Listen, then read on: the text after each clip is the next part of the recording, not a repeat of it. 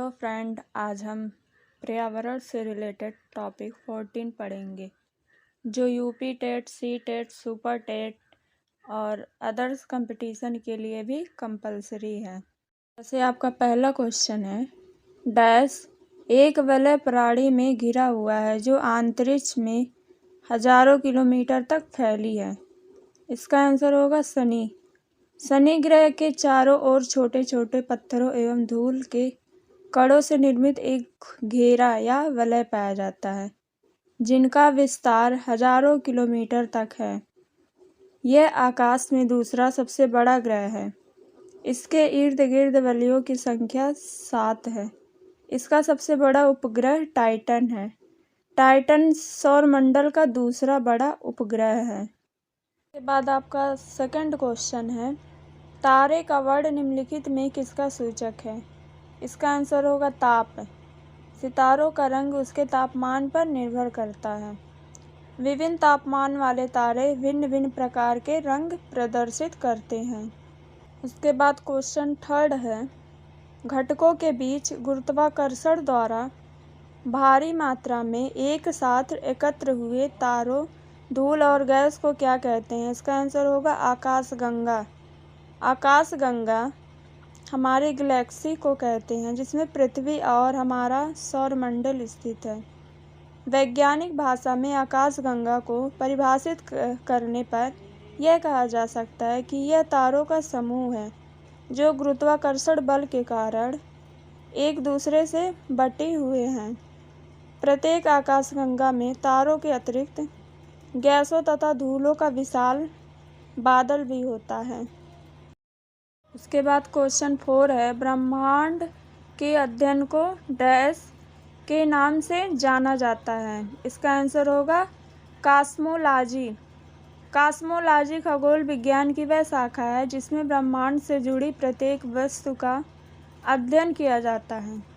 इसके अंतर्गत ब्रह्मांड की उत्पत्ति, जीवन के विकास, ग्रहों, सौरमंडल का निर्माण तथा सभी खगोलीय घटनाओं का अध्ययन किया जाता है। यह 20वीं सदी में कॉस्मोलॉजी के बारे में बढ़ती जिज्ञासा का ही प्रतिफल था कि वैज्ञानिकों ने ब्रह्मांड की उत्पत्ति से जुड़ी बिग बैंग सिद्धांत दिया। कॉस्मोलॉजी की शुरुआत एक तरह से आइंस्टीन के समान सापेक्षता सिद्धांत के बाद में मानी जाती है। इसके बाद क्वेश्चन 5 है, हमारे सौरमंडल का सबसे निकटतम तारा कौन सा है? इसका आंसर होगा प्रोक्सिमा सेंचुरी। प्रोक्सिमा सेंचुरी सूर्य का निकटतम तारा है जो सूर्य से 4.3 प्रकाश वर्ष दूर है। इसी प्रकार साइरस या डार्क स्टार पृथ्वी 9 प्रकाश वर्ष की दूरी पर स्थित है तथा सूर्य से 2 गुने द्रव्यमान वाला तारा है। उसके बाद क्वेश्चन 6 है, तारामंडल सप्तऋषि को पश्चिम निवासी किस नाम से जानते हैं? इसका आंसर होगा बिग डिम्पर।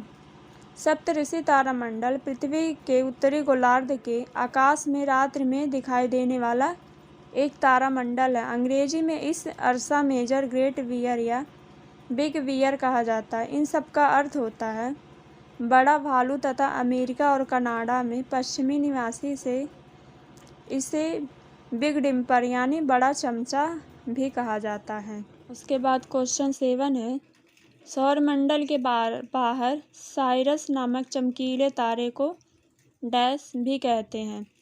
इसका आंसर होगा डार्क स्टार।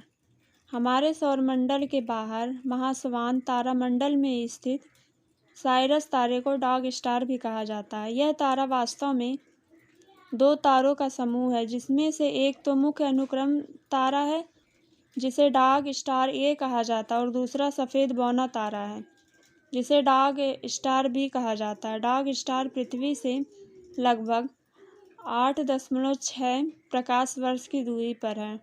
डार्क स्टार ए का द्रव्यमान सूर्य से 2 गुना है जबकि डार्क स्टार बी का द्रव्यमान लगभग सूर्य के बराबर है। क्वेश्चन 8 है, सूर्य की सबसे बाहरी परत को क्या कहते हैं? इसका आंसर होगा कोरोना। उसके बाद क्वेश्चन 9 है, सूर्य की सबसे ऊपरी परत को क्या कहते हैं? इसका आंसर होगा कोरोना या किरीट। सूर्य के सबसे ऊपरी परत को कोरोना कहते हैं। पूर्ण सूर्य ग्रहण के समय वह श्वेत वर्ण का होता है।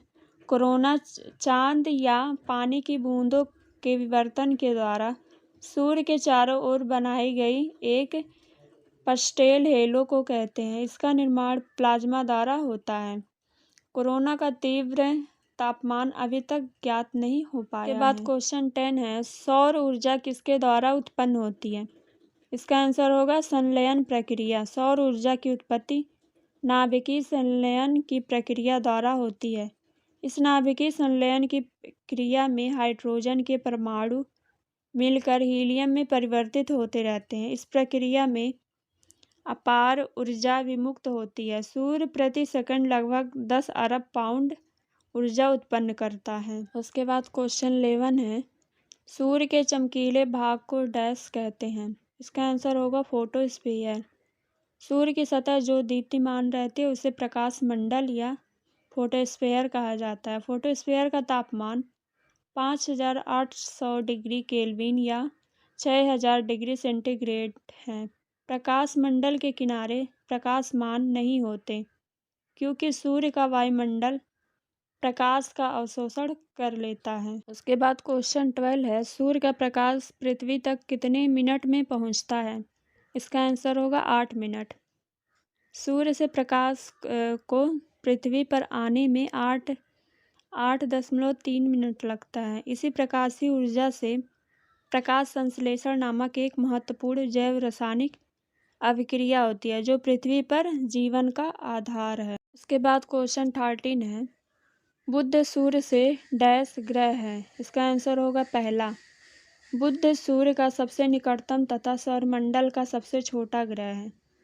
यह 88 दिनों में सूर्य का परिक्रमा पूर्ण कर लेता है।